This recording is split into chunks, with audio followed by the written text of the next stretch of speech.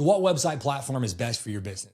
WordPress, Webflow, Wix, Squarespace? And how often should you be making updates to your website? And do blogs even really still matter for local websites? We're going to talk about all that and more in today's video. Welcome to the Marketing Domination Podcast. So this is part 2 of the website series of the most common questions that I see local service business owners ask me whenever it comes to marketing and specifically with website and website design. And so if you didn't watch the last episode, make sure you pick that one up. We're going to answer where we answered several other questions that are pertinent for helping local service small business owners know exactly what information they need so they can make a better website so their business grows, it converts, and it helps them dominate their industry. This first question is one that I think there's a lot of confusion around. So I'm going to tell you the truth here. And the truth is based upon data, not my opinion, but I'll also throw some opinion in.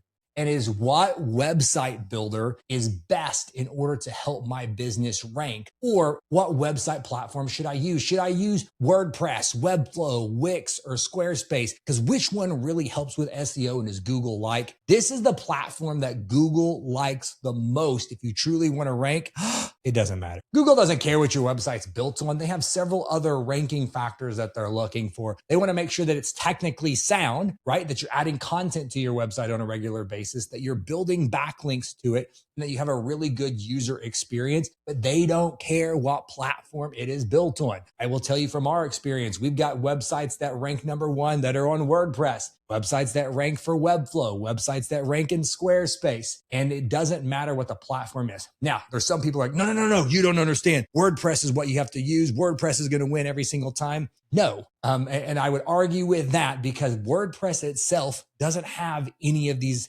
SEO features typically that people are wanting to use. You can get other plugins that go with WordPress, like a Yoast, for example, or a Rank Math and some other plugins that go in WordPress, but WordPress in itself will not outrank any of these others. The difference between these different CMSs is there are certain things that make doing SEO easier. But for us, for example, we build 99% of all of our websites and all of our clients' websites on Squarespace. The reason being is because one, our philosophy as an agency is we don't ever want to hold the keys on our clients. And we don't want to build something that's too difficult for them to self-manage. Whenever we tell clients that do decide to keep us for retainer services like search engine optimization or consulting, we want them to pay us because we're getting results. We don't want our clients, and you shouldn't want to have to pay any other marketing agency money or retainers each month for hosting or just to let you in your front door of your website. You wouldn't do that with your brick and mortar location. You wouldn't pay a general contractor to build you a building and then have them let you in the front door or ask their permission every time you wanted to paint a wall. But digitally, I see business owners do that all the time. So we love Squarespace because of that. It's very, very user friendly for people that don't have a massive experience with website design. And on top of that, guess what? They rank just fine. We've got dozens of clients that are ranking #1 in their service area for their key terms in highly competitive things like home services and med spas and medical clinics.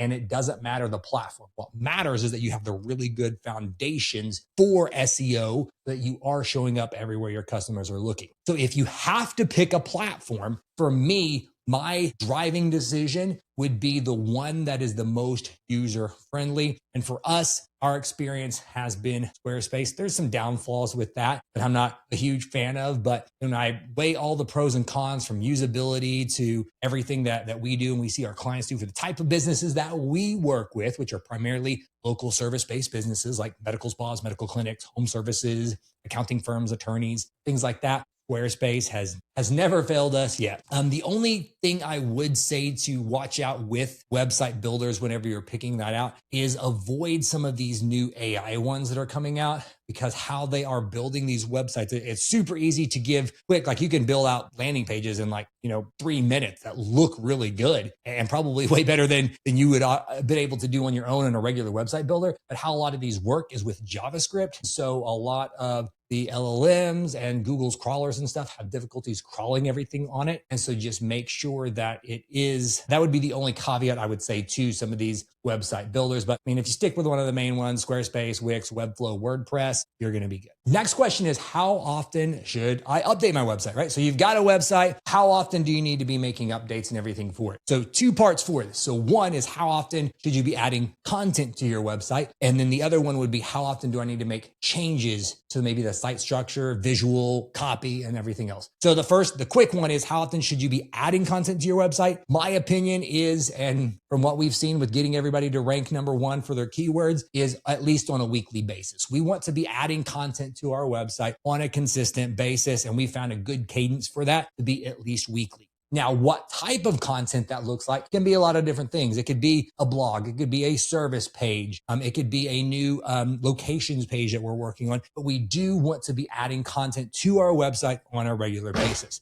Now, how often should we update our website? That is going to be dependent on data. So I think that we should always be looking and testing and split testing things to where we should know, based upon how data is performing, how often we should make updates. I think the things that would be most frequently updated would be images, maybe videos and stuff. I think that we should be doing that maybe at least on an annual business, especially if you've got a business where you're taking lots of photos and things like that. We definitely want to keep the visuals fresh on our website. But if you've got really good copy that is converting, I wouldn't touch it. I would always be looking at ways that we can maybe tweak and optimize it. Once you finally got your landing page set up to where it's converting well and you've got enough data to make those decisions, then I wouldn't worry about making a site update and changing things just to change things. As you do think about changing site structure, if it's not done correctly, if it's done by just a web designer that doesn't understand SEO, they could make changes that do end up hurting yourself and hurting your business and hurting your rankings. I was actually just speaking with a business yesterday that they were reaching out to us for possibly helping them with updating their website and SEO services. And like, yeah, we worked with the agency a couple of years ago, and then we just decided to change the website to really refreshen it. Well, they didn't realize that whenever they refreshen the website, they didn't import or move over a lot of the existing pages. And so their rankings and their keywords, they went from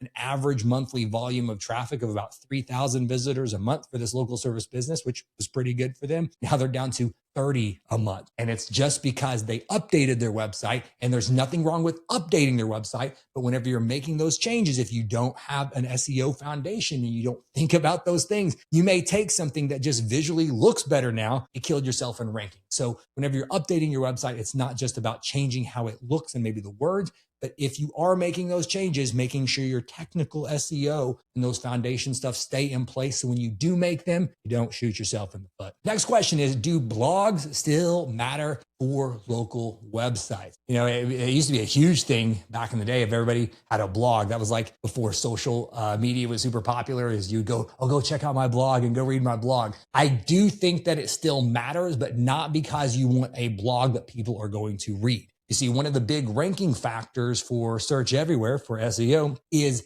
making sure that we are knowledgeable on the topic that we are covering. So if you are a plumber, you know, how in depth of plumbing tactics do you cover on your website? If you're a IV therapy clinic, you know, what are the different treatment types that you are talking about, and you have knowledge? Because remember, with SEO, we are trying to prove and be clear to Google and these LLMs and these crawlers why we should rank where we rank. And so it doesn't matter the experience that you have in the real world if you haven't taken that and put it on your website digitally. So in order to do that in a way that just has a good site flow and it's easy to manage, blogs help with that a ton. So I don't think that people are going to be reading your local, you know, medical spa blog, but it will dramatically help and impact your rankings for certain key terms, so you can prove to Google your knowledge, and it can help showcase your expertise and knowledge and authority on certain topics, so you have an opportunity to rank.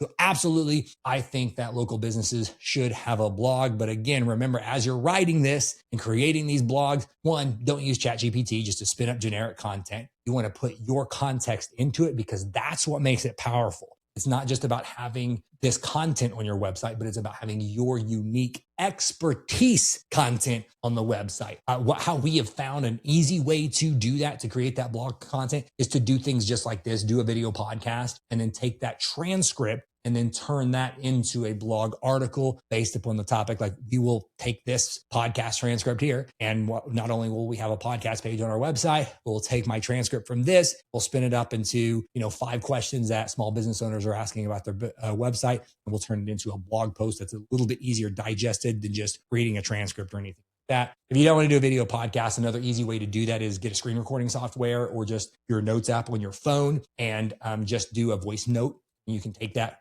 pull that transcript and everything there. So you're just talking through your perspective on a topic so that you can help spin that down into your viewpoint on it. So it's not just a general blog post about why Botox is great and why you think everybody should do it, but it's your perspective on it, different treatments and stuff like that. That's how you can better leverage a blog for a local website. As a small business owner, you should be creating content. But I know for me, the hardest part about creating videos isn't the filming. It's figuring out what to say for the first 3 seconds. If you don't hook your audience right away, they're just going to scroll right past you. That's why I put together the 100 viral video hooks. These are proven, ready to use openers that you can plug straight into your videos to grab attention, stop the scroll, and get more people to watch and engage. With these hooks, you'll never stare blank at a screen wondering how to start your videos again. Download it free today at SeanGarner.co/video hooks. Now back to the show. Next question is, how do you make your website stand out from your competitors? I mean, the quick version on this is just images and the copy. You want to have a really clear brand message, and you want to easily showcase what you do, how you make your customers' lives better, and what they need to do it. Like we talked in part 1 of this question series for websites, it had that really good, clear call to action. I think just visually, you can hire a local photographer for typically less than $1,000 and get,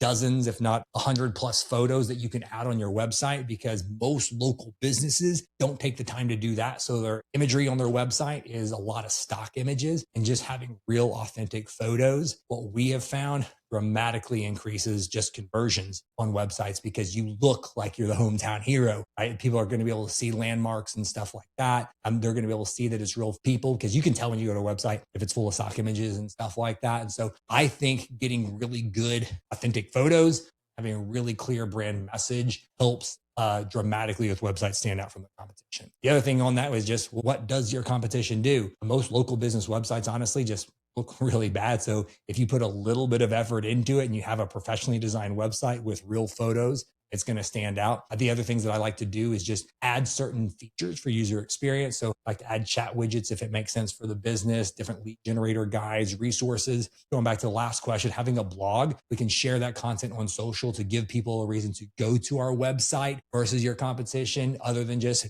buying your service or your products and stuff. So those are the big things. But if I had to pick anything, it would be pay a local photographer to get really good photos. And my side note with that is, these are not like the posed awkward family photo, like glamour shot things where they're headshots. You want candid lifestyle type shots of you doing what you do and having a photographer capture that. So what I mean by candid is, don't have a lot of posed images on your website. If everybody's like, on the website, it just looks cheesy and dumb to me. Like, look at stock images and then have them recreate those shots for your photo shoot. Next question is, what is StoryBrand and does it really help conversion? So StoryBrand is a messaging framework created by Donald Miller, where in essence, what you do is you create 7 talking points about your business, and it's about your customer actually, and it positions you as the hero, and it follows a hero's journey of a character encounters a problem, then meets a guide, then gives them a plan, then calls them to action so they can avoid this bad stuff and experience all this good stuff. You create those talking points over your business that invites your customers into a story. Does it help with conversions?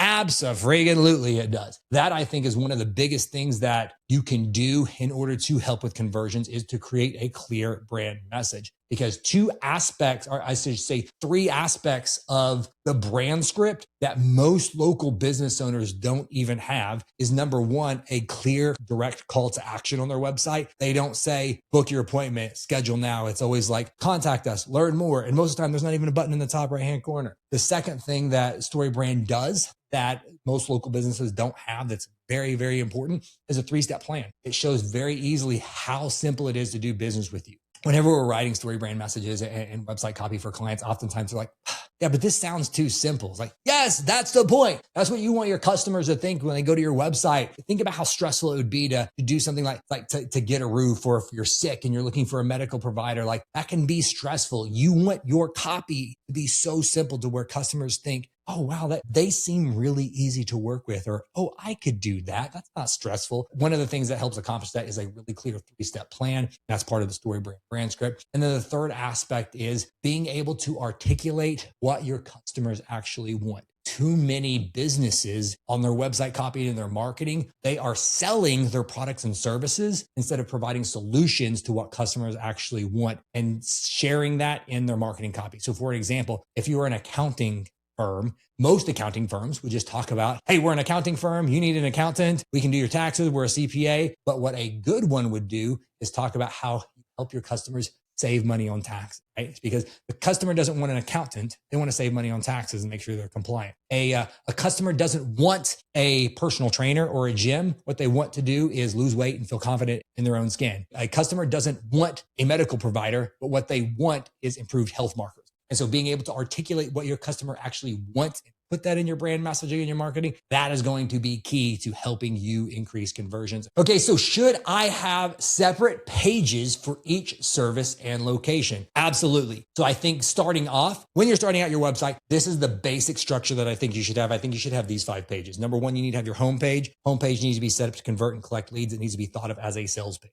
Second thing that you need is an about page. This is where you're going to list your trophy contents, what we call on your website. So it showcases the awards, facts, stats about your company. So LLMs and Google can scrape that data to have everything they need to know about your business. The third one is going to be a service page. This is going to be a hub for all of the different things that you provide. As you start building out a really big, robust website, we're going to have all of that information right there that we're going to be able to link to. The fourth one is going to be a blog, like we just talked about. It's a really easy, simple way for if you're not a web developer, and even if your website is built on a CMS like Squarespace and everything, it's very easy for owners to go in there, update a blog, and add content that way versus building out a whole new landing page. So everybody should have a blog. And then the fifth one should be some type of a contact page, booking page, schedule page. After you have those, then we want to think about expanding. The next kind of pillar page that I would make is some type of a locations or a service area or areas we serve page. And same thing, just like the service page, it's going to list all of them on that page. Then whenever you really typically start diving into SEO, what we like to think about doing is making like a little grid about the pages and the service areas or the service areas and locations. And then we want to start making sub-service pages for each service. So let's say like we're an IV therapy clinic. Well, we would have a page for IV therapy. We'd have a page for IM injections. We would have a page for maybe peptides and all of the different services that are then linked to the main service page, which is also linked to the home page. So we want to make sure that our customers, or Google especially, has to click as few times possible in order to get that. And so we're going to use all of that to showcase the different services that we provide, and then provide really good what's called internal linking, which is just making sure the pages connect to each other. So it's easy to click through and see how all of those things tie in to what you actually do. The next thing with locations. So depending on how competitive your market is and how big your service area is, you may also need to do that exact same grid for each location. So you can have a specific standalone location that showcases everything, or you could have like a specific like Dallas IV therapy, New York City IV therapy, Miami IV therapy, and their location pages also talking about that service. Depending, I only really see that for really big national brands or really highly competitive markets. Typically depending on how competitive the market is, like I said, typically we'll just build out that structure page.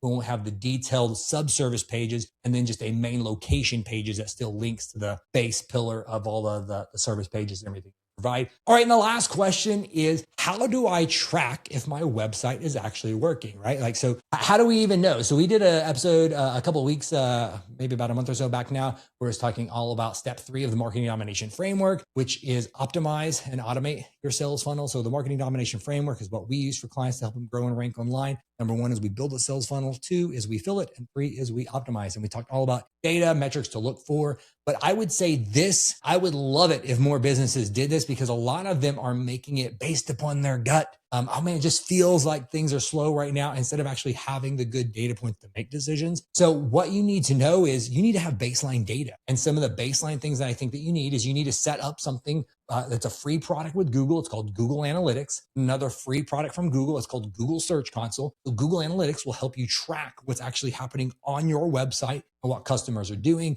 And then Google Search Console is going to show you how Google is ranking your website in certain pages. Not all of search, like not going to show ChatGPT, AI overviews, LLM, stuff like that. Bing, it's only going to show Google, which at the time of this recording is the main one I think that most local businesses should focus on. And so it'll show you how your data and everything is performing on there. So you have a baseline to even know what's working. Once you have that, then you can start to make decisions on things that you're doing. So I think the worst thing that you could probably do is you're tracking the data and then do nothing with it or not test anything, because it's not just going to get better on its own, but it would be having that baseline data. So then as you start to, let's say, blog and add content to your website for, 3 to 6 months, or starting to add links and building out citations and getting listed in other directories, and see how that impacts things over 3 to 6 months. That would be very important for you to do. So you're not just changing things and then in your gut seeing what happens. Have that baseline data, so then you have other things to compare it to even see what's working. It is difficult to get true data from your competitors, obviously. There's tons of third-party data tools that you can use, like Search Atlas, SEMrush, and things like that to get an idea or a guesstimation. But that is not going to be accurate because it's using third-party data. It's not necessarily connected directly to their Google Analytics and Google Search Console. That data won't be accurate, but it can kind of give you an idea or a benchmark to track against. But you do want to have at least your baseline data set up so you know what is working, what needs to change. So hopefully this helps you guys today. If you're interested in putting these strategies in place in your business, I would love the opportunity to talk to you to see how we could serve you. Go to our website, SeanGarner.co, book a call with me. I will do a personal and my team a deep dive audit on your website, your current marketing, see how everything is performing, so we can help you correct these mistakes that you may have on your website, fix any issues that you have, so you can grow your business, dominate online, and serve the people that you're called to serve. Have an awesome day. We'll talk soon.